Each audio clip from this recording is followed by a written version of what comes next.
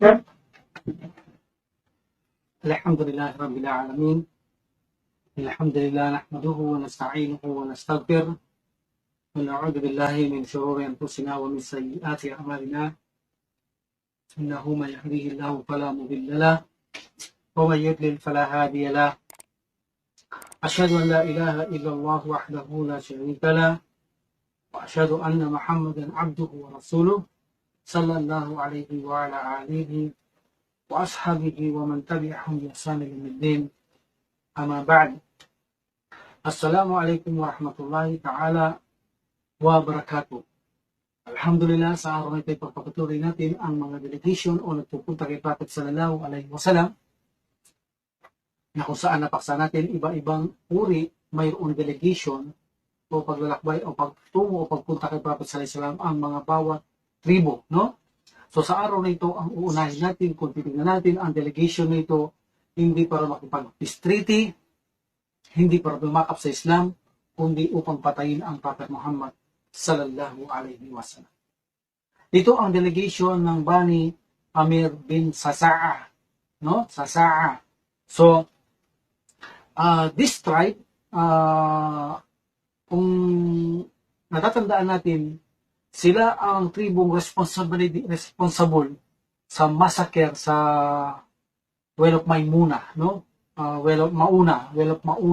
Sila ang nag-double cross sa mga kamusliman, no? So itong Bani Amir bin Sasa'a na ito, no? So I hope alam niyo ito. So hindi ko na ito babalik sapagkat na-lecture ko na nung nakaraan ito. Pero ipababatid ko sa inyo, ito ang tribo na kung saan sila ang nag-double cross sa mga kamusliman sa Well of Mauna, no? Well of Mauna na sila papunta na sa kanilang tribo kasama ang mga Muslim upang turuan sila, pero dinouble cross sa mga ito pinagpapatay ang mga kamusliman ng mga tribong ito. Ibig sabihin, hindi sila mapagkakatiwalaan ang mga taong ito, no? Okay. Itong si Amir bin Ibn Tufail, Amir, one of the delegates na magpupunta kay Prophet Muhammad sallallahu alaihi wasallam, the enemy of Allah subhanahu wa ta'ala, itong si Amir bin Tufail, ay kasama niya nagpunta sa delegation na ito si Arbad bin Qais. Ibig sabihin, bago sila nagpunta rito, mayroon silang pagplano na i-assassin o patayin ang Prophet Muhammad sallallahu alaihi wasallam. Ang plano ni Amir, sinabi niya kay Arbad, no? Kapag tayo ay napunta na roon sa Madina, kay Muhammad sallallahu alaihi wasallam, so akin siyang i-distract, lilituhin, guguluhin ng mga seryosong katanungan, malalalim na katanungan, no? So ang mga pinagtatanong at ginugulo ko halos ang aming conversation, pag-uusap, pag binigyan kita ng signal, alisin mo sa iyong lulunan o lalagyan ang iyong stamp, ang iyong punyal, pagkatapos ay saksakin mo ang Prophet Muhammad sallallahu alaihi wasallam, si Muhammad sallallahu alaihi wasallam. So of course, kung isipin natin, mamamatay kaya agad sa punyal ang Prophet sallallahu alaihi wasallam kapag tayo nananaksak ng mga punyal? Hindi natin masabi. Pero of course, alam natin, kilalang kilala ang mga noon ang paglalagay nila ng lason sa mga ganito para isang saksak mo lamang, pag tinamaan mo ang yung sinasaksak, ibinakasaan pa ito tamaan, ang lason na ito matindi kung saan kumala sa katawan, baglian kang mamamatay. That's why binibigyan nila ito ng lason ng mga punyal na ito. That's why pag sinabi ni Amir kay Arbad, kapag binigyan kita ng signal, tanggalin mo sa kanyang lalagyan ang iyong punyal at saksakin mo si Muhammad sallallahu alaihi wasallam. Pag binigyan kita ng signal, hintayin mo yun. Lilituin ko siya para hindi kanya mapansin. Ibig sabihin, magkakaroon kami ng seryosong tanungan o magtatanong ako, lilituin ko siya. Habang hindi ka napapansin, bibigyan kita bigla ng sign, alisin mo tanggalin mo sa lalagyan ng iyong punyal at saksakin mo siya ng bigla, papatayin natin siya. So ito ang kanilang motibo sa pagpunta doon kay Prophet sallallahu alaihi wasallam. So ibig sabihin, hindi ko nasabi ng nakaraan itong delegation na ito, no? Delegation para patayin ang Prophet Muhammad sallallahu alaihi wasallam, no? At dito si Arbad, siya ay agree sa plano ni Amir bin Tufail. So sila ay nagpunta sa Madina kay Prophet Muhammad sallallahu alaihi wasallam, no? Alhamdulillah.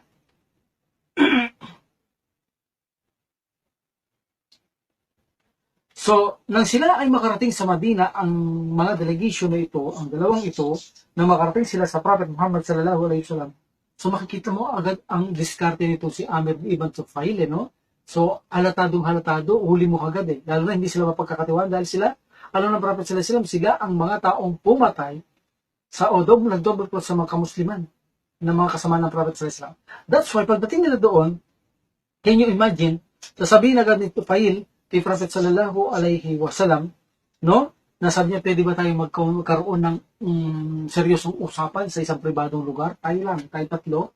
Pwede ba tayo sa isang room? Ibig sabihin, magkaroon tayo ng seryosong usapan. So, ano sabi ng Prophet sallallahu alaihi wasallam? No. Sabi niya, hindi. Sabi ng Prophet Muhammad sallallahu alaihi wasallam, until you embrace Islam. Sabi ng Prophet sallallahu alaihi wasallam, kung mag-embrace ka ng Islam, okay, I will give it to you what you want. Bibigay ko sa inyo kung anong gusto ninyo. Sabi ng Prophet Muhammad sallallahu alaihi wasallam, we have a conversation in a secret place. Alhamdulillah. Sabi niya, pero mag-embrace muna kayo. Pero kung hindi, no, ayoko. Why? Bakit ito sinabi ng Prophet Muhammad sallallahu alaihi wasallam? Dahil hindi naman sila mapagkatiwalaan eh. Dahil sila ay, mayroon na naganap silang pinatay nila ang kanyang mga kasamahan sa walang mauna. That's why, hindi sila pwede pagkatiwalaan. Sabi ng Prophet sallallahu alaihi wasallam, no. Hindi tayo maaari magkaroon ng conversation sa loob ng isang pribadong lugar. Maliban kung kayo ay mag-Muslim, pero dahil ayaw nila mag-Muslim, at alam nito ni Amir ibn Tufail na walang mangyayari sa kanyang plano, that's why ginawa niya, sininyalan niya ito si Arbad bin Qais. Pag sinyal niya kay Arbad ibn Qais upang patayin ng Prophet sallallahu alaihi wasallam, hindi gumagalaw si Arbad ibn Qais. Gustong bunutin ni Arbad ibn Qais ang kanyang punyal, ngunit pinipigilan siya ng Allah subhanahu wa ta'ala. Mayroong pamamaraan ang Allah subhanahu wa ta'ala na pinipigilan siya. That's why, hindi niya mapatay ang Prophet sallallahu alaihi wasallam, hindi niya mabunot ang kanyang punyan. Hanggang sininyalan ulit siya ni Amir ibn Tufail. Pangalawa, hindi niya mabunot ang kanyang punyan, hindi niya masaksakit ang Prophet sallallahu alaihi wasallam. At hanggang ito ay umabot ng 3 times. 3 times. So, walang nangyari sa kanilang plano. Dahil tinulungan ng Allah subhanahu wa ta'ala ang kanyang sugo na si Propeta Muhammad sallallahu alaihi wasallam. Then, nang sila ay umalis, so sinabihan ito, before sila umalis, mayroon sinabi si Amir ibn Tufail sa Prophet Muhammad sallallahu alaihi wasallam, 3 option. Tingnan mo 3 option. Mayroon pananakot ito kung di papayag ang Prophet Muhammad sallallahu alaihi wasallam. Sabi niya, kung gusto mo, sabi niya kay Muhammad sallallahu alaihi wasallam, kay Prophet sallallahu alaihi wasallam, ikaw ang maging manatiling mangalaga sa syudad mo, at ako ang mangangalaga sa mga Badu o sa mga Bedouin. Ibig sabihin, magkakaroon tayo ng split leadership. No? Pagkahiwalay na pamumuno. Mamuno ka dyan, mamuno ako sa mga Bedouin. So ito ang unang kondisyon niya kay Prophet sallallahu alaihi wasallam. No? Tingnan mo pagka-arrogante ng taong ito. No? Ang Prophet sallallahu alaihi wasallam, siya pa ang pagsasabihin niya ganito. No? Tingnan mo kapag hindi nagabayan ang isang tao, no? Na pa ang kanyang ginagawa ay tunay na napakaligaw na landas ang kanilang mga estilo ng mga taong hindi napatnubayan. No? Pag tayo masaktan tayo mga kababayan natin, mga hindi Muslim, tunay kapag kayo nag-Muslim, sasabihin nyo, totoo pala ang sinasabi ng taong ito. Kapag hindi ka nagabayan, tunay na ikaw ay tumatahak sa napakalayong tuwid na landas, napakalayo sa matuwid na landas, ligaw na landas, ang tinatahak ng hindi pa nagabay sa matuwid na landas. No? Alhamdulillah, naway gabayan din ng mga ng Allah subhanahu wa ta'ala ang ating mga pamilya at iba pang tao na hindi mananampalataya na ipasok, buksan niya ang kanilang puso sa pananampalataya ng Islam o matuwid na patnubay. No?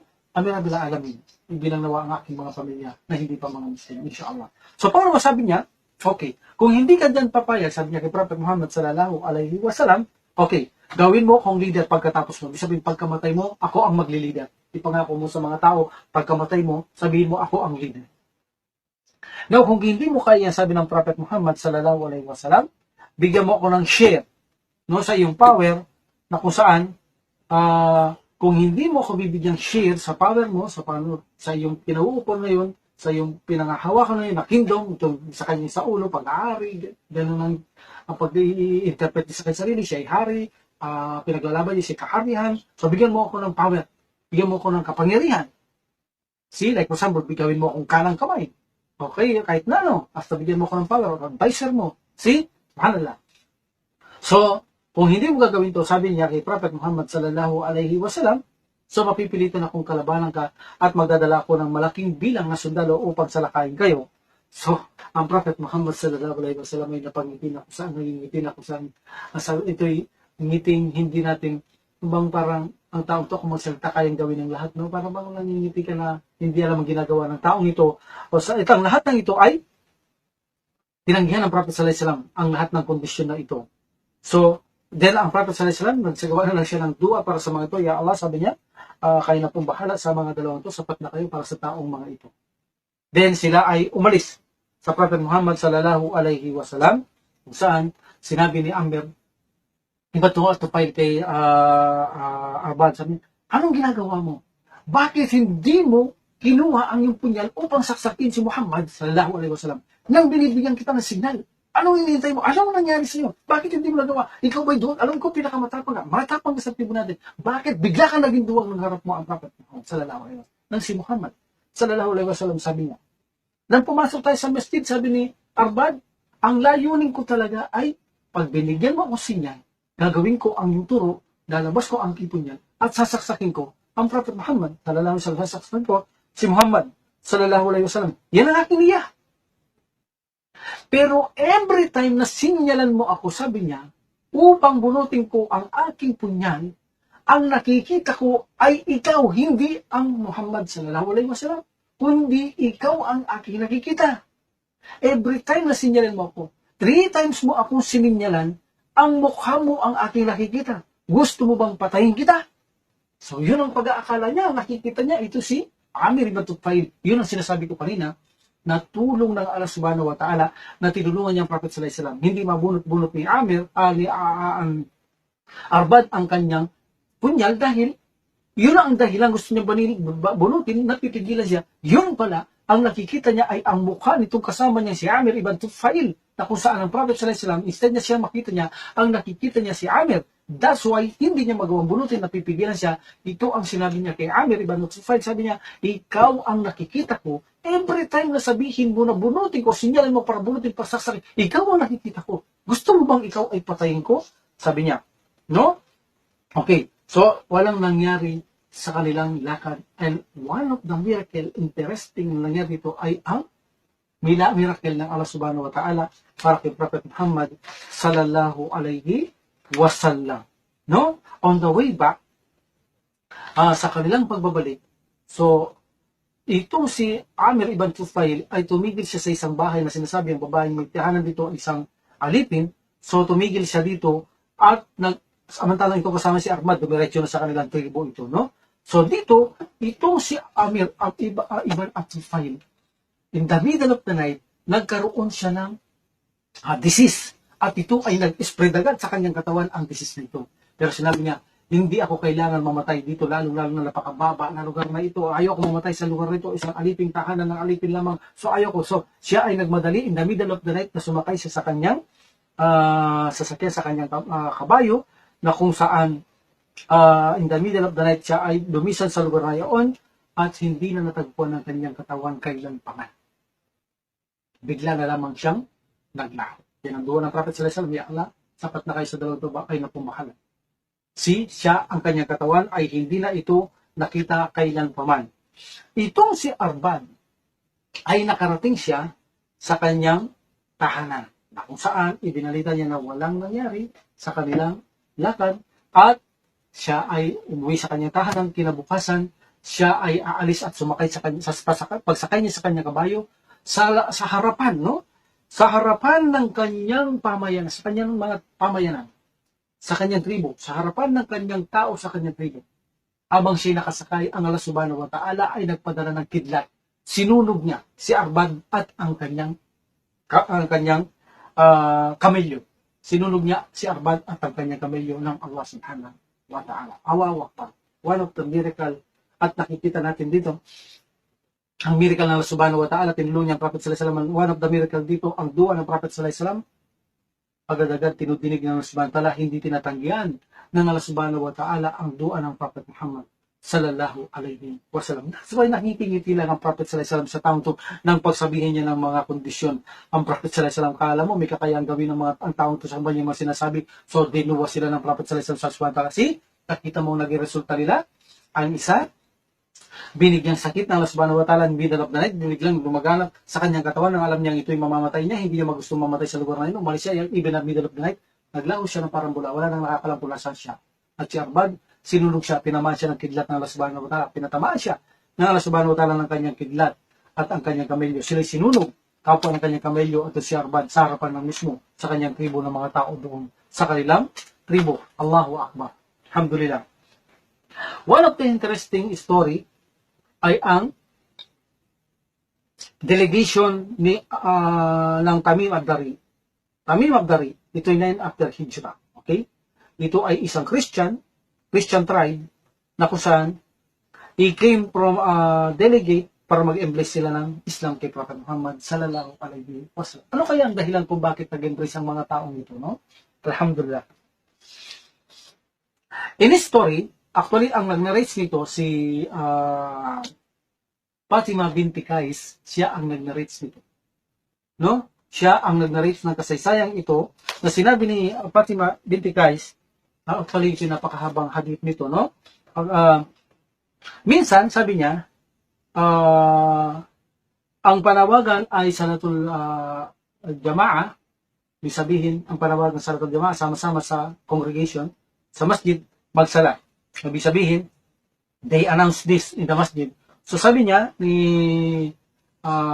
Fatima binti Qais, ako ay nagpunta sa masjid, sabi niya, at ako ay nag-row kung saan, sa pinakamasamang row, no, ng mga kababayan sa unahan, kasi itong lalaki noon, wala silang division, itong huling lalaki, ang pinakamasamang row ng lalaki, uli, ang babae sa unahan. So sabi niya, ako ay ang pinaka-worst na linya, nasa unahan ako ng mga babae, katabi ng mga lalaki, sa sala ng masjid na yun, no? Alhamdulillah. So, after the sala ng Prophet Muhammad sallallahu alaihi wasallam, so siya ay umakyat sa kanyang pulpito o mimbar, no? At sinabi ng Prophet Muhammad sallallahu alaihi wasallam na maupo ang mga nagsala kung saan lugar sila nagsala, doon lang sila magsala. Maupo. Akala niya nito si Fatima binti Qais ay kakastigohin siya ng Prophet sallallahu alaihi wasallam dahil sa wars ng mga lugar ito lalaki at babae, pero hindi. Sabi ng Prophet sallallahu alaihi wasallam, hindi ko kayo pinatawag dito sa ating pagpupulong-pulong na ito upang magbigay ako ng matinding pagpapayo sa inyo o mapabala o sermon, hindi. Kundi ipinatawag ko sa iyo upang iparating sa inyo ang kasaysayan ng Kristiyano for Tamim Dari. Sa mga Tamim Dari, ito ang gusto kong ipaalam sa inyo na kung saan sila ay nagbigay ng pangako na sila ay nagmuslim, no? So bago sila nagmuslim, mayroon silang sinabi na kasaysayan na sila ay agree sa sinabi ko na kung saan binanggit ko na sa inyo ito. Ito si Masjid Dajjal na sinabi kong siya ay buhay na. Siya ay buhay na. Sinabi ko na ito sa inyo na siya ay si Masjid Dajjal ay buhay na. No? Sinabi ito ng Prophet Muhammad sallallahu alaihi wasallam at narrate nito ng ninarrated ng Bani Dari kay Prophet Muhammad sallallahu alaihi wasallam ang ganito ang sinabi nila. Kami ay tumungo, kami ay nasa ship or boat, kami ay 30 men ay nakasakay dito ito ay mga tribo ng Bani Lakham at Bani Jutham, no? So dito sa aming pagsakay sa ship na ito, lumaki ang alon, ang aming barko ay halos sinira nito. So mayroon kaming boat na kung saan nilayag namin to at dito kami sumakay upang maging ship kami sapagkat ang aming ship o barko ay nasisira. Until na ang alon na ito, ang aming boat ay inilagay kami sa isang isla na kung saan pagbaba namin sa isla, nakita namin ang napakalaking parang bubuyog. So napakahaba ng buhok, that's why hindi namin makilala ang kanyang mukha. No? Hindi namin makita ang kanyang mukha. Now, sinabi namin sa kanya, sino ka? No, kapag natin sa inyo, sino ka? Sabi na nitong mga Tamim Dari. Sabi ni Tamim Dari, sabi niya, ako si Al-Jazaza. Ito ay name ng pangalan nito ng bubuyog na ito, na kung saan ito ang tagapagbantay ni Masih Dajjal. Mayroon siyang nagbabantay nasa isla, itong si Masih Dajjal. Actually, sinabi din ng Prophet sallallahu alaihi wasallam, ito ay nasa isla, itong Masih Dajjal. No? At ito ang nagbabantay sa kanya, isang malaking bubuyog, si Dajjal, na may mahabang buhok na kung saan hindi mo matrace o makilala ang kanyang mukha, hindi mo makita dahil sa mahabang buhok na nakaharang sa kanyang katawan. Okay? So sabi niya, mayroon isang tao na kung saan pumunta kayo sa taong ito sa isang monasteryo na kung saan, sabi niya, siya ay sabik na mayroong malaman sa inyo. That's why puntaan niyo ito. No? So, dito, sabi niya, kami ay nagmadali, Tamim Dari, nagmadali kami pumunta sa sinasabi ng monasteryong ito hanggang sa kami ay makapunta roon at nakita namin ang isang tao na nakaupo, nakatali ang kanyang kamay sa kanyang leeg, ang kanyang paa, no? Nakatanikala ang mga ito, nakaposas ang mga ito between his two legs up to the ankles. No? Nakatanikala, nakaposas. So, sabihin talagang sinyado siya, hindi siya makawala. Nandoon siya, buhay na siya. No? Ito ang sabi ng Prophet Muhammad sallallahu alaihi wasallam. So, at sinabi namin, sino ka? Sabi ni Tamim Dari, sino ka? So, sabi nito, soon malalaman nyo. Pero gusto ko munang itanong kung sino kayo. So, sabi nila, kami ang mga tao sa Arabia na kung saan napadpad kami dito sa malaking alon, nasira ang aming barko, until na masakay kami sa boat namin, napadpad kami sa islang ito, at sinabi ng yung Dajjal na ito, na pumunta kami sa monasteryo, at hanapin ka namin, gusto kami malaman sa amin, that's why nandito kami. Okay, now, sabi nitong si Masih Dajjal sa kanila, na hindi pa siya nagpakilala dito sa Masih Dajjal sa kanila, but later sabi niya, makikilala niyo kung sino ako. No? Okay, so sabi niya,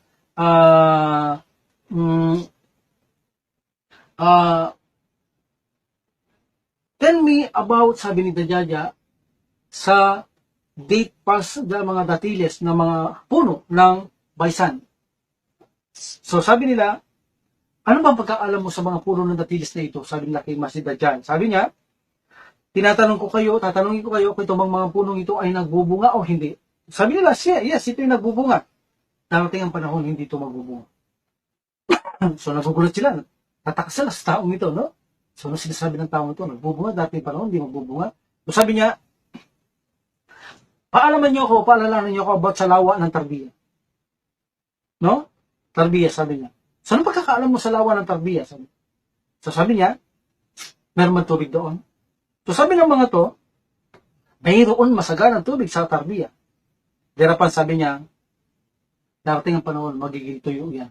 Try. So, naman mga hasilaki, Masih Dajjal. So, sabi niya, I said again, sabi ulit ni Masih Dajjal, paalaman niyo ako, ipaalam niyo sa akin ang patungkol sa Sughar. Ito ay famous town sa Syria, na kung saan, famous town ito sa side ng Syria, no, itong lugar na ito. Ano ba ang pagkakaalam mo dito, sabi ng mga taong ito, sila, Tamim Dari. Sabi niya, mayroon ba ditong tubig na kung saan pinatutubigan niya, ang mga ibang bahagi ng kalupaan tulad ng Al-Madinah Al-Munawwara? Sabi nila, yes, pinatutubigan niya ang mga naninirahan sa Al-Madinah Al-Munawwara, itong sinasabi mong sugar na ito. Meron itong abundance water, maraming tubig, at pinatutubigan niya ang mga irrigation ng mga tao dito. No? Sabi nitong mga, sabi ni Tamim Dari. Okay, sabi niya, tell me about the unlettered prophet. Sabihin niyo sa akin ang propetang hindi marunong sumulat at magbasa. Sabi niya, ano ang kanyang ginawa? Sabi niya, siya ay galing sa Makkah, then nagsettle sa Yathrib o Madina. Sabi ng mga taong ito, then lumaban siya sa mga Arabs, dinabanan siya ng mga Arab, sabi ng mga taong ito, siya ay nakipagbuno din sa ito, nakipaglaban din sa mga ito, no?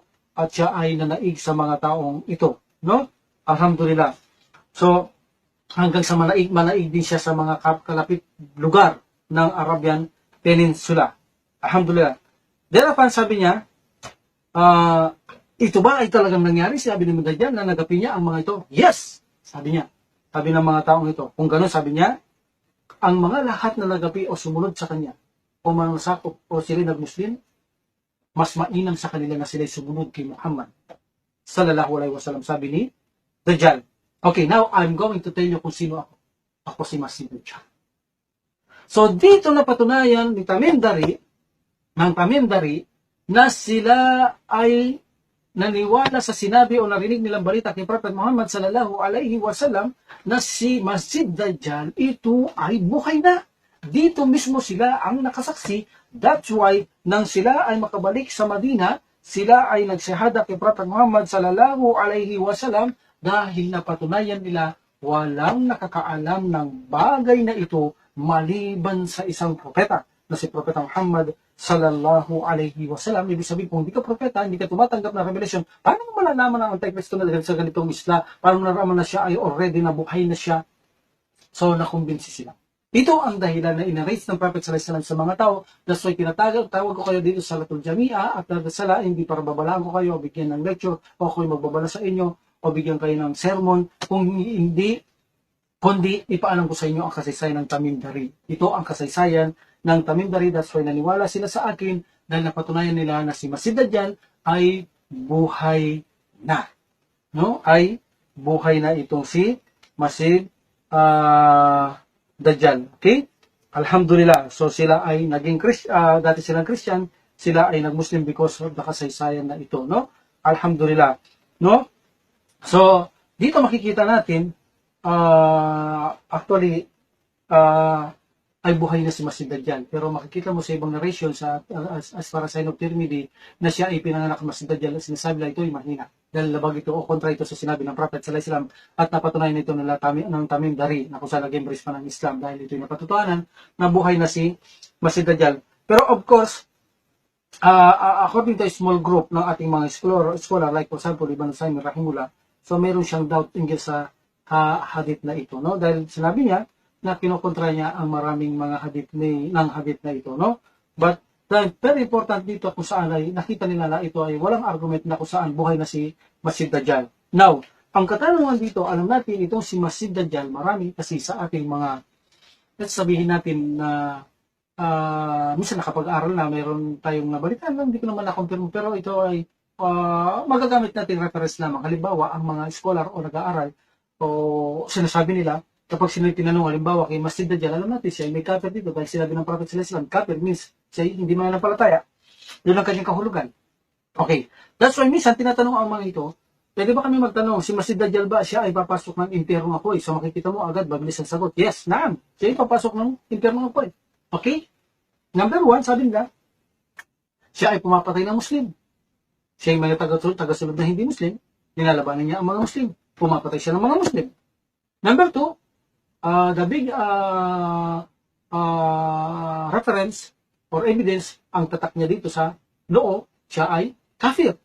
At kalaban niya si Isa alayhi salam hanggang sa mapatay siya ni Isa alayhi salam. Masabi niya, sabi nila, this is clear na siya ay papasok sa impyerno. Now, as far as I know, in the Sharia, wala tayong karapatan na sabihin natin na ang isang nilikha ay papasok ng impyerno o paraiso hanggat wala itong mapagkukuhanan ng source o walang evidence sa Quran at Sunnah ng Prophet Muhammad sallallahu alaihi wasallam. So maaari natin sabihin ang taong ito papasok sa impyerno si Luhay, Banduhay. Papasok siya ng impyerno ng apoy. Si Paraon, papasok siya ng impyerno ng apoy. Iblis, papasok siya ng impyerno ng apoy. So, masasabi natin to. This is not unseen. Because there's a reference in the book of Sunnah or Quran ng Allah subhanahu wa ta'ala. Hindi ito bagay na unseen. So, pwede natin sabihin to. Or pwede natin sabihin, ang pwede pumasok na unang 10 sa mga sahabat sa paraiso, ang Prophet Muhammad sallallahu alaihi wasallam sa paraiso, ang mga propeta sa paraiso. So, pwede natin sabihin ang mga ito. Si Bilal sa paraiso. So, mayroon tayong reference. Hindi ito unseen. Pero what about kung wala tayong reference? So sabi natin, majority scholar, hindi natin pwedeng husgaan ang isang tao o rinig ka ng subhanahu wa ta'ala kapag namatay siya, siya ay papasok sa impyerno paraiso kung wala tayong reference, wala tayong source, wala tayong ebidensya. Because this is unseen. Nasa Allah subhanahu wa ta'ala ang mga bagay nito, ang mga knowledge nito. Pwede lang naman sabihin kung sino ang impyerno paraiso, yung mayroon tayong proof. Sabihin natin, sabat bang proof itong kay Masih Dajjal, meron siyang kafir dito. Siya ay pumapatay ng Muslim. Siya ay kaaway ng mga Muslim. Siya ay kaaway ni Isa alayhi salam hanggat mamatay siya. Now, tanong, nang mamatay ba siya, alam natin siya ay Muslim o hindi Muslim? Sapat na bang source yung kafir dito na siya ay hindi mananampalataya? Like for example, ako, nagpatatua ako ng kafir dito. Pag hindi ako Muslim, pero Muslim ako, nagpatatua ako ng kafir. Ibig bang sabihin, kafir na ako? O sign lang yun na kafir na ibig sabihin, ang kahulugan na yun ay hindi mananampalataya. O sign ni Masih Dajjal para makilala mo lang siya na siya Masih Dajjal. Binigyan siya ng sign na Allah subhanahu wa ta'ala, makilala mo siya si Masih Dajjal. Ang sign niya ay kafir, gawain kawalan, pananampalataya. Pero ang tanong, papasok ba siya sa paraiso para impyerno? Well, nasaan ang proof na siya ay, sinabi ng Allah subhanahu wa ta'ala, ang Prophet sallallahu alaihi wasallam, siya papasok impyerno? Where the proof? So this is unseen. So hindi natin pwede sabihin agad-agad, oh yes, siya papasok ng impyerno dahil siya may tatak ng kafir, siya kafir, pumapatay ng Muslim. Paano kung sabihin natin siya ay pinadala ng Allah subhanahu wa ta'ala na wala siyang kalayaan kundi sumunod na sa Allah subhanahu wa ta'ala sa kanyang command bilang pagsubok sa mga tao, mga Muslim? How did you respond that? Hindi mo maiiwasan niya, sabihin ng Allah subhanahu wa ta'ala, patay mo siya. So susunod lang siya sa Allah subhanahu wa ta'ala. So that's why pumapatay siya ng Muslim. Bilang itong pagsubok. Si Khidir, kasama ni Musa, alayhi salam, hindi ba na mapunta sila sa pampang ng dagat, pinatay niya ang bata? Inutos siya ng Allah subhanahu wa ta'ala na patay niya yung bata. Hindi ginawa ni Khidir na walang pag-utos sa Allah subhanahu wa ta'ala. So bakit pinatay niya yung bata? Hindi ba bawal pumatay? Dahil mayroong wisdom. Dahil ang batang yun lalaban sa kanyang magulang, dating araw, may impyerno na siya. So pinapatay sa Allah subhanahu wa ta'ala, gusto siyang bigyan ng gift ng paraiso. So dito rin, nag-uutos, maaring may posibilidad, mag-uutos sa Allah subhanahu wa ta'ala kay Dajjal na patay ng mga ganito, ang mga Muslim, lumabas sa ganito, ipakita sa mga tao. So kung sabihin natin siya ay trial na, mga tanda siya sa araw ng paghukom. Nalalapit na dahil nandiyan si Masih Dajjal at malaki siyang pagsubok sa mga kamusliman, sa mga tao, upang hiligaw ang mga tao, kaya magabayan ng mga tao, o mga Muslim makita matapat at mga sinungaling. See? So hindi natin alam. So, in my humble opinion, hindi natin maaari sabihin na si Dajjal, walang, pero hindi ito sapat na proof na siya pumasok sa impyerno, siya may kafir dito, mapatay siya ng Muslim. Paano ko sabihin natin siya ipagsubok lamang ng Allah subhanahu wa ta'ala? At wala siyang kakayaan na tumanggi sa Allah subhanahu wa ta'ala. Wala siyang kalayaan, wala siyang free will, kundi sumunod sa Allah subhanahu wa ta'ala. Ano masasagot mo? Impyerno ba siya? So,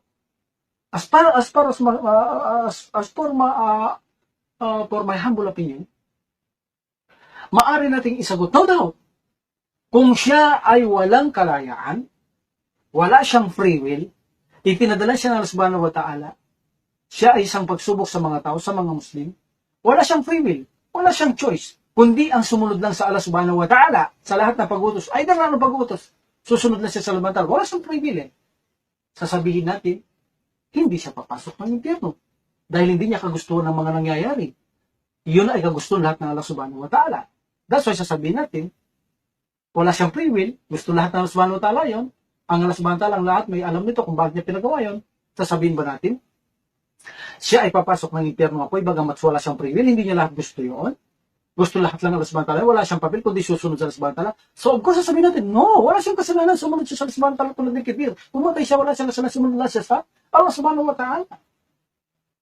Pero kung mayroon siyang free will, may choice siya, nasa kanya, malaya siya na pumili, of course, masasabi natin, inshallah, na there's a possibility, papasok siya na impyerno nga po. There's a possibility, ang alang higit na maalam dahil may free will siya. Mananagot siya sa kanyang mga ginagawa dahil may free will siya. Pero kung wala siyang free will, paano siya mananagot? So may free will siya, mananagot siya sa kanyang mga ginagawa. Kung wala siyang free will, hindi siya mananagot. So kung papasok sa impyerno o paraiso, hindi sa atin ang judgment nito. Judgment na ito para na lamang sa Allah subhanahu wa ta'ala. Kung siya'y free will, alhamdulillah ang judge na sa Allah subhanahu wa ta'ala. Sa kanya ang pag-judge. Hindi natin sasabihin siya'y papasok impyerno na po. Where's the evidence?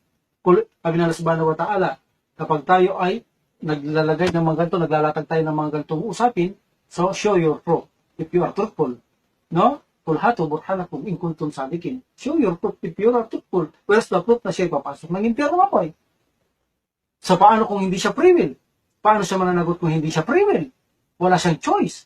So mananagot siya kung siya may free will, may choice siya, mananagot siya. Pero nasa Allah ang judge nito, wala sa atin lang, because walang proof sa Sunnah at sa Quran na siya ay papasok ng paraiso o impyerno. There's no proof.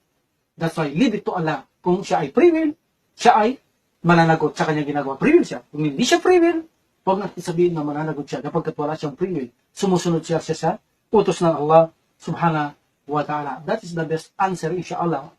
Allahu alam. Sa pa-I-think, ito ang pinaka-the best answer na hindi natin agad sabihin siya impyerno. Sabihin natin, kung siya ay free will, siya ay mananagot sa kanyang ginawa. Kung namatay siyang kumar, hindi siya papasok sa impyerno. See? Kung siya free will, pero kung di siya free will, ipitan na lang siya ng Allah subhanahu wa ta'ala, na isang pagsubok, dahil so nakatali siya, hindi pa siya binubuhos ng subhanahu wa ta'ala, sinabi na Dajjal, dating araw ako makakawala dito. Bakit? Dahil tatanggalin siya ng Allah subhanahu wa ta'ala. So, anong mission niya? Hindi natin alam, baka pagsubok lang siya. Susunod siya sa mga gusto ng Allah subhanahu wa ta'ala. See? Alhamdulillah. So, ibig sabihin, kung siya ay free will, mananagot siya sa kanyang gawa, kung manatay siyang kupal, impyerno siya. Kung siya ay walang free will, wala siya choice, of course, hindi siya mananagot sa kanyang mga ginagawa dahil sumusunod lang siya sa gusto ng Panginoong Allah subhanahu wa ta'ala. Paano mo sasabihin ngayon na papasok ito ng impyerno? Okay? So, malinis kapag siya ay free will, may choice siya, at namatay siyang kupal. Ang walang nakakalam nito, siya ay impyerno dahil may free will siya, mananagot siya. Kung wala siyang free will, hindi siya mananagot dahil wala siyang choice, kundi sumunod lang sa Allah subhanahu wa ta'ala. Okay? Another interesting story ay ang delegation ng Wa'il ibn Hujur. Ito ay 9 after Hijrah, no? Ito from the town of Hadramaut, no? It is in the Yemen. Ito ay sa Yemen. Wa'il ibn Hujur, one of his grandfather, ang kanyang isa sa ninuno, sila ay mga hari, that's why sila ay mga royal blood. Royal blood. So, ang istorya nito, itong si Wa'il ibn Hujur, tinanggalan siya ng corona at ibinigay sa kanyang ibang mga relatives. Ibig sabihin, tinanggal siya sa kanya. Persado ito, tinanggal sa kanya ito. Ibinigay sa kanyang ibang relatives. Okay? So, siya ay pumalis dito sa lugar na ito at pupunta ng Madina. Pero bago siya pumunta sa Madina, actually, ang Prophet Muhammad sallallahu alaihi wasallam, in-announce niya sa kanyang mga sahaba na kung saan na mayroong darating dito, sabi niya sa inyo, ang pangalan niya ay Wa'il ibn Hujur, one of the princes of Yemen. One of the princes of Yemen, he is coming to embrace Islam. Yayakapin niya ang Islam nang walang pamimilit. Hindi persahan. Yayakapin niya ito ng free will. Malaya. No? So, sinabi niya ito sa kanyang mga sahaba at sinabi niya kapag nakita niyo siya, parangalan niyo siya. Parangalan niyo siya, no? At of course, this is also one of the miracle ng Prophet sallallahu alaihi wasallam. Bakit alam niyang darating ito? 2 or 3 days. Pagkatapos sabihin ng Prophet sallallahu alaihi wasallam nito, dumating itong si Wa'il ibn Hujur at nakita ng mga sahaba at pinala naman itong respeto, ginalang at pinarangalan. Tulad na sabi ng Prophet sallallahu alaihi wasallam. Actually, ang Prophet sallallahu alaihi wasallam, pinarangalan niya rin ito nang hindi niya ginawa sa kanyang mga sahaba. Number 1, ang Prophet sallallahu alaihi wasallam, dinala niya ito kasama ng Prophet sallallahu alaihi wasallam sa mimbar. Umakyat sila. So, napakalaki itong honor, no? Inakyat niya na hindi ginawa ito sa mga sahaba. Sa mimbar ng Prophet sallallahu alaihi wasallam, inakyat niya itong si Wa'il ibn Hujur, kasama ng Prophet Muhammad sallallahu alaihi wasallam sa kanyang mimbar. See, number 2, ang Prophet sallallahu alaihi wasallam, ipinaupo niya ito sa kanyang rida. Inubad niya ang kanyang kasuotan, ang rida, at inilatag niya at pinaupo niya dito si Wa'il ibn Hujur. Ibig sabihin ito yung pagpaparangal na sinabi ng Prophet sallallahu alaihi wasallam maging sa kanyang mga sahaba. So, ginawa ito ng Prophet sallallahu alaihi wasallam na hindi niya ito ginawa sa mga sahaba niya. Take note, ha? Okay. Itong si Prophet sallallahu alaihi wasallam, after that, na pag-embrace nito, nagduwa siya para kay Wa'il sa Allah subhanahu wa ta'ala at sa kanyang mga anak, no? At dito dumaing si Wa'il ibn Hujur kay Prophet Muhammad sallallahu alaihi wasallam na sabi niya, ya Rasulullah, sabi niya, ang aking mga kamag-anak o family, sabi niya, tinanggal sa akin na sapit ko ng aking trono at ibinigay ang aking kaharian o trono sa iba, sabi niya, no?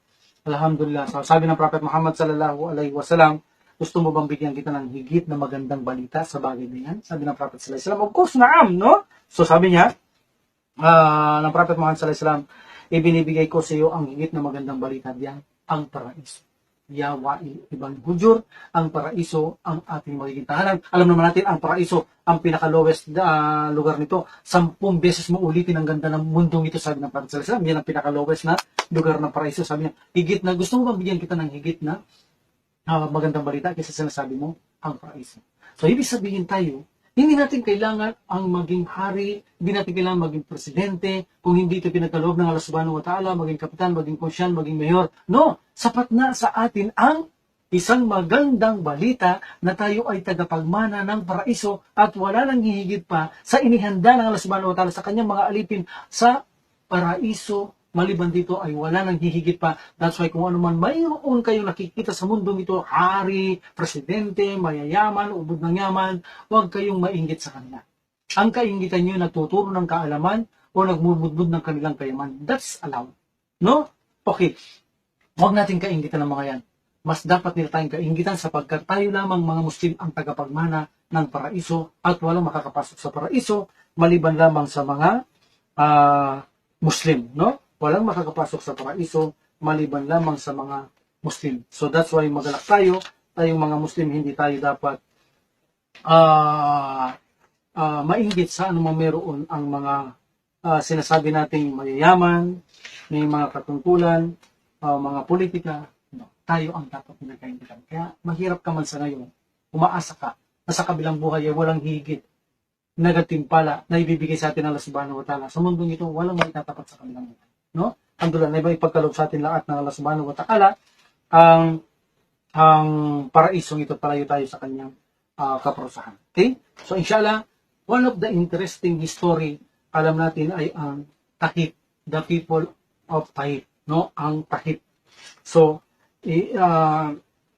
itong Takip na ito, alam natin ito, nahirapan ng Prophet Muhammad sallallahu alaihi wasallam sa pakikipaglaban dahil sa nakapaikot nilang fortress sa bundok na yan, no? Paakyat, medyo malamig yung panahon, marami ditong ubas, no? Ibig sabihin, kung maraming ubas, maraming alak dito, no? That's why gaman sa alak ang mga tao dito sa Taif na ito, yung mga Takip, mga people of Taif, no? So remember na ng Prophet sallallahu alaihi wasallam, di ba, gusto pa ng mga sabang lumaban sa mga ito, pero sabi ng Prophet sallallahu alaihi wasallam, so sabi niya, umalis na tayo, sabi niya, sinabi ng Prophet sallallahu alaihi wasallam, darating din ang araw sila ay sasama sa atin, iwanan natin sila. So iniwanan sila ng Prophet Muhammad sallallahu alaihi wasallam. At alam natin, sa panahon na ito, at actually, tandaan ninyo ang Takip o people of Taif, ito ang pinakahuling pagano na yumakap na sa pananampalataya Islam in entire sa kabuuan ng lugar ng province of Hijaz. Sa province of Hijaz, sa kabuuan nito, ang pinakahuling nag-embrace ay ang Taif. Okay? Ang tawag dito ay mga Takip. Okay? Ang Taif. So, alam natin ang kasaysayan sa Taif na ito na kung saan si Urwa bin Mas'ud, no? At sa Kapi, alam natin na salaysay ko na nakaranto, hindi ko na ito bibigyan ng masyadong full details ito, na itong si Umar bin Mas'ud at sa Kapi, ito ay nag-embrace, hindi ba? Ito yung namumuno nila, nag-embrace siya sa Prophet Muhammad sallallahu alaihi wasallam, na Prophet Muhammad sallallahu alaihi wasallam.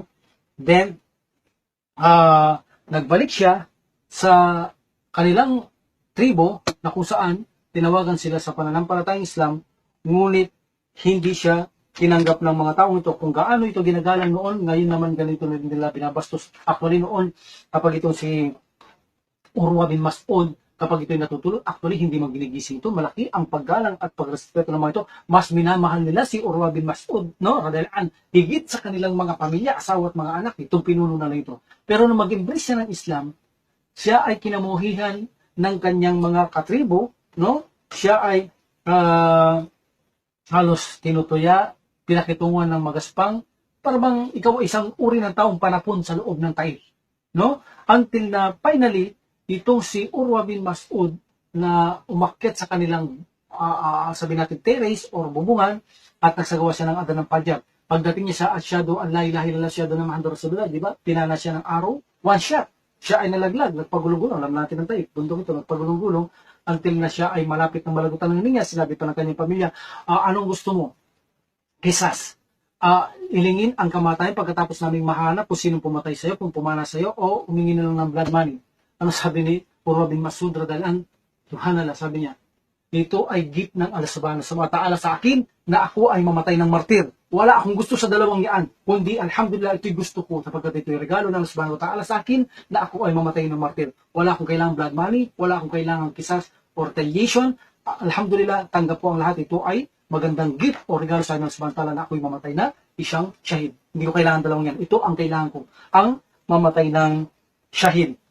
Sabi niya sa kanyang mga kasamaan. Sa kanyang pamilya, no? Alhamdulillah. Okay. So, sila ay nanatili na hindi naging Muslim until finally, ang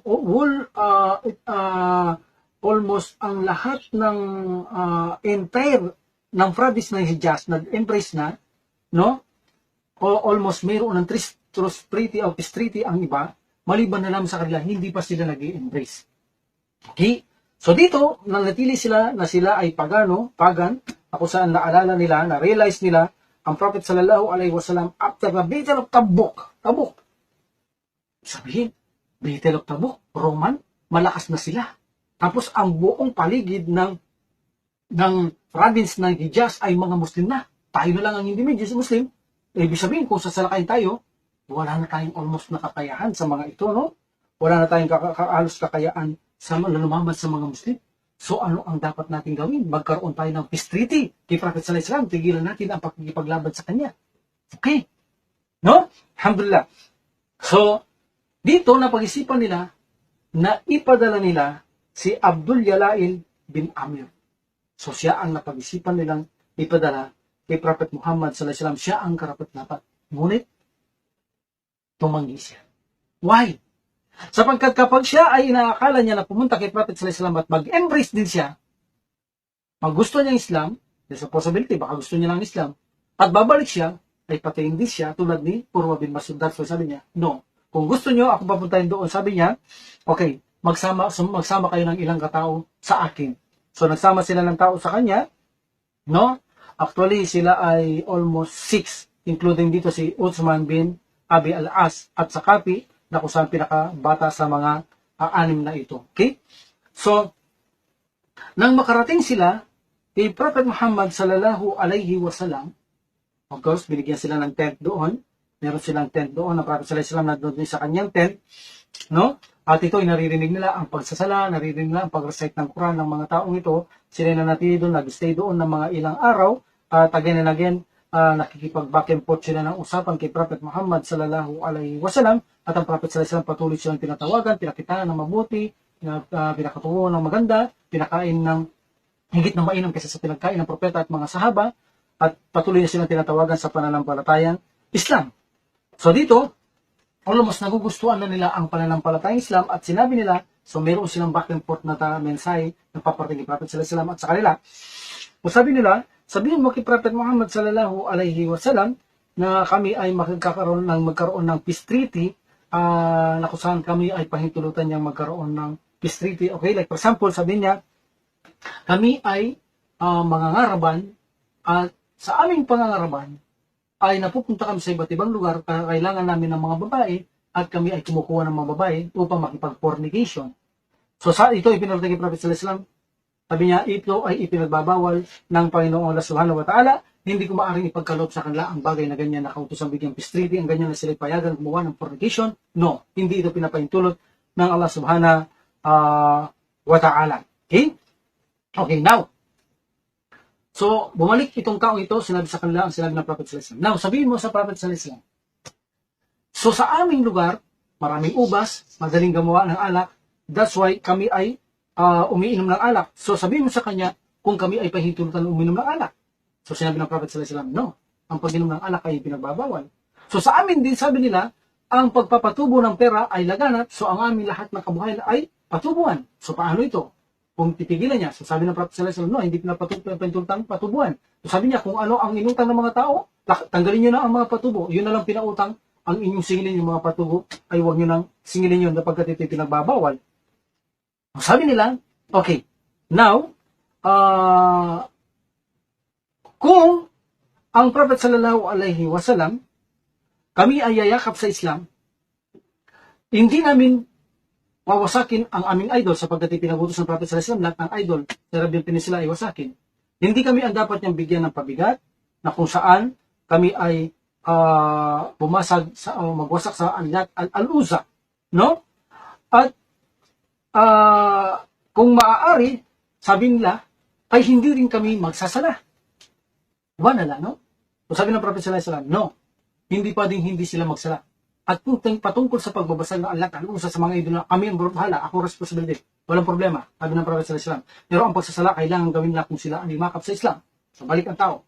See, nabi ito at sinabi nila muli, okay, kung kami magsala kahit hindi na magwudu. Sabi ng Prophet sallallahu alaihi wasallam, no, ang walang wudu, walang sala. So until finally, alhamdulillah, so na-realize nila na kung saan, okay, kung hindi tayo papayag sa gusto ng Prophet Muhammad sallallahu alaihi wasallam, okay, pinagbawal niya lahat ito. Kung hindi natin tatanggapin ito, okay, what's the alternative? Lalaban tayo? No. Wala na tayong kakayahan lumaban sa mga Muslim. So ano ang gagawin natin ngayon? Sabi nila, okay, one of their leader, sabi nila, no choice. Wala na tayong alternatibo kundi yakapin ang pananampalatayang Islam. Dahil pag hindi pa natin niyakap ito, mamili kayo. Dalawang pag-uutos. Either, nasa loob sila ng Hijaz. Ibig sabihin, walang jizya dito. Kundi, number one, ang binababayad lang ng jizya ay nasa labas ng Arabian Peninsula, karating lugar. Pero sa loob ng Arabian Peninsula, hindi magbabayad ng Hijaz. Dalawang order ng Subhanahu wa Ta'ala. Number one, after the Hajj of Abu Bakar, mag-stay lang sila ng 4 months. After 4 months, mamili sila. Mag-embrace sila or aalis sila sa lugar. Kung hindi sila mag-embrace, aalis sila. Dahil kapag hindi sila umalis, declare ang wara. So, ano ang alternative natin? Walang jizya. Mamimili tayo, iiwanan natin ang ating lugar. Napakagandang lugar ng type. Ilang beses natin na-describe. So, iwanan natin to. Or, tayo ay yayakap sa Islam. Or kung hindi, tayo ay lulupigin ng mga Muslim. So, no alternative. Yumakap tayo sa Islam. So, sila ay yumakap sa Islam. So, actually, nakiusap sila ng Prophet sallallahu alaihi wasallam na wala mo ng zakat at wala mo ng Hajj. Actually, sinasabi ng mga scholar na siya ay pinahintulot ng Prophet sallallahu alaihi wasallam na walang Hajj at walang zakat. Bakit? Sapagkat, una, sabi nila, hindi pa naman ay tatanim sa kanilang puso ang talagang iman. At pangalawa, duda ang Prophet sallallahu alaihi wasallam sa kanila kung talagang napipilitan lamang. Pero actually, agad-agad itong pinawi ng Prophet sallallahu alaihi wasallam hindi nagtagal na ipinag-uutos ang zakat kanila ang pasasagawa ng Hajj. Actually, sinasabi, hindi man nakabalik sa tribo ng mga ito, pinahabol ito. Na hindi, pansamantalang pinagtutulot lang, gumakap sila, pero nung finally, naka-embrace sila, at siguro, pumapasok ng iman talaga sa kanila, pinahabol sila ng Prophet sallallahu alaihi wasallam, pinasabi ng Prophet sallallahu alaihi wasallam, itatagabilis yung zakat at Hajj. So, bago pa man sila makabalik sa kanilang tribo.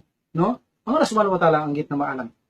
So, alhamdulillah, so dito ay naging totohanan din mga Muslim ang mga ito actually. At isa sa mga ito, sabi na, ya Rasulullah, sabi niya, kung ganun, huwag mo kami bigyan pabigat sa aming sarili na huwag mo bigyan sa amin na kami ang bumasag sa Allah, bumasak sa Allah, talo sa mga idolo. Baka lamunin kami ng aming mga lupa. Of course, bago pa lang, ignorante pa ito sa knowledge, no? So baka kami lamunan ng parusahan ng kalupaan at lamunin kami dahil kapag gagawin namin ito, natakot kami, Rasulullah. So, sabi ng Prophet, sabi, wala problema.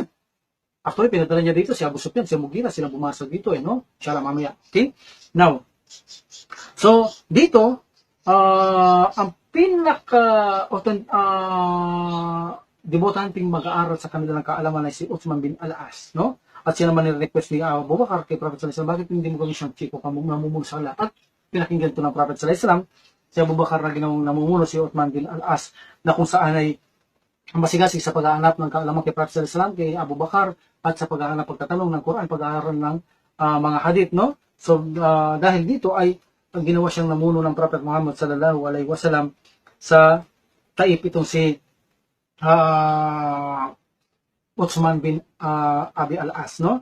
Alhamdulillah. So actually, ito pa ang taong nagsalita sa mga tao sa taip ng gusto nilang tumalikod sa Islam. Sabi niya, huwag niyong gawin yan. Sabi niya, huwag niyong gawin na kayo ang kahuna-huna, kayo ang kahuli-huli ang yumakap sa Islam, din kayo ang kauna-una ang tatalikod sa pananampalatayang Islam. Sabi niya, matakot kayo sa Allah subhanahu wa ta'ala, huwag niyong gawin yan, at siya nagsalita, akumbisi niyo mga tao na sila ay hindi tumalikod sa Islam. Alhamdulillah, no? Ito ay dahil sa kanyang pag-aaral, nabugyan siya ng hikmah ng Allah subhanahu wa ta'ala, no? Alhamdulillah. So, after that, pagbalik nila sa kanilang tribo, actually, hindi pa nila sinabi ang katotohanan, no? Halos tinago pa nila ang kanilang katotohanan. Of course, siguro marahil sila ay mayroong pang doubt. O hindi natin alam ang mga sitwasyon ng mga tao, may mga posibleng magalit sila tulad ni Urwa bin Mas'ud, di ba? Si Urwa bin Mas'ud at Sakati, alam natin, pinatay nila ito sa pana. So, may posibleng na makapatay din sila. That's why napinago muna nila ito pasamantala.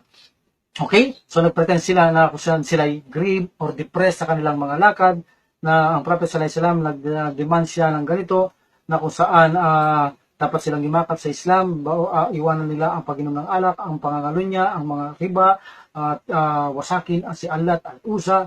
So dito, ang mga takapi ay nag-intend pa rin na lumaban sa Prophet sallallahu alaihi wasallam. Then, ang Allah subhanahu wa ta'ala nagtapon ng takot sa kanilang mga puso, itong mga takapi. Paano tayo lalaban sa mga, ito ang lakas na ng piyasa. Ano pang panaman natin sa mga ito?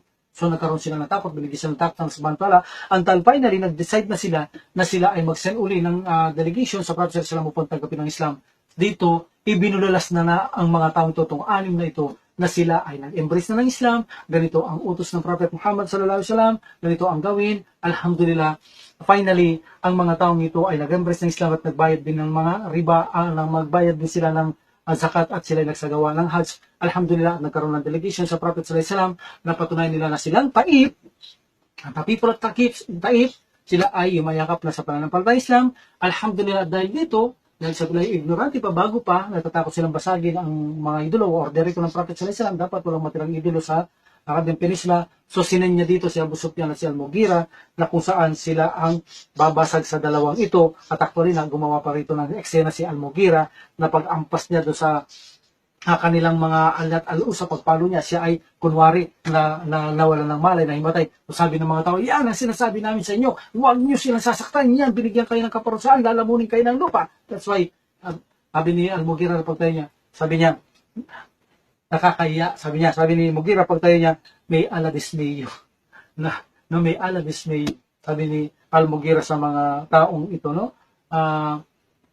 Sila ay ipinahiya ng Allah subhanahu wa ta'ala. Ito naman ang may malaking benefits ng ginawa niya, na matakuan sila na kunwari ginawa niya ito, pero ipinakita, no, hindi yan totoo, walang magagawa. Sabi ni Al-Mughira, ang mga ito ay mga isang piraso lamang na saan wala silang may dudulot ng mabuting masama. Ito yung mga bato lamang. Sabi niya, wala silang may dudulot. So pinagpapas nila ito, pinagbabasak hanggang sa magkalat sa sahig, mga ground, ang mga itong idolong ito. Actually, pati ang mga tao sa kalambahay, binasag ang lahat. Pero actually, nung gagawin ito, almost ang kanilang mga tenga, alos nagpatira pa sila sa lupa, ayaw nilang marinig ito, baka biglang lumunod sila sa lupa, namunin sila ng lupa, yan ang kanilang paniniwala sa kanilang sinasamba.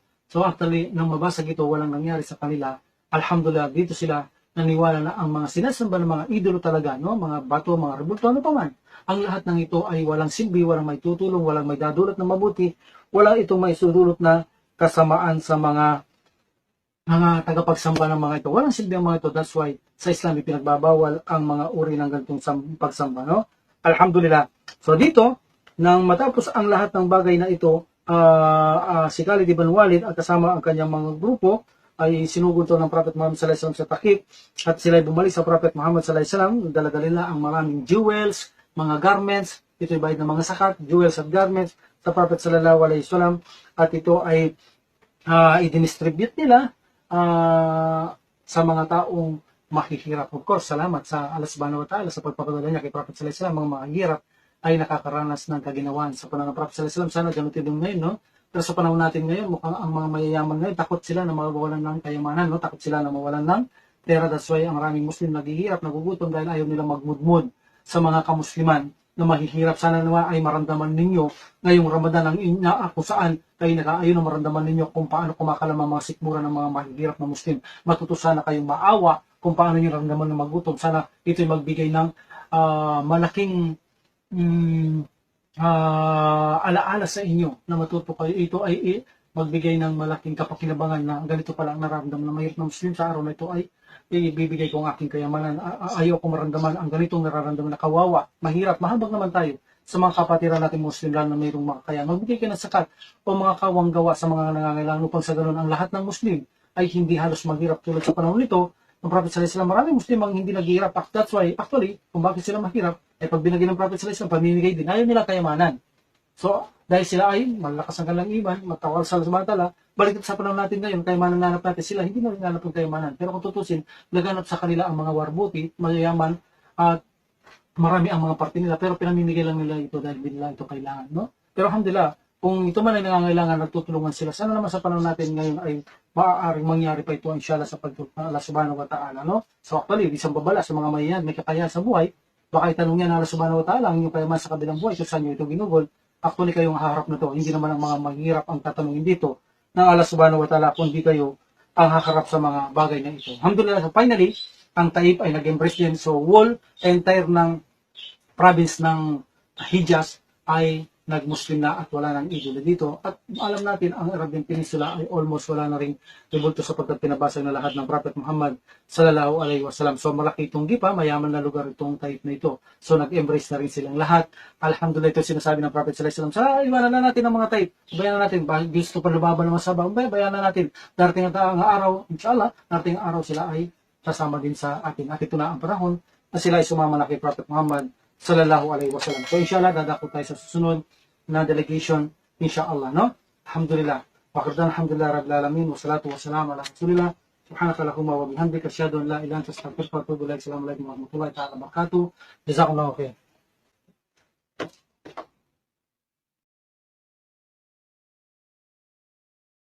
Allahu Allahu Allahu Allah Allahu Allahu Allahu Allah Allahu Allahu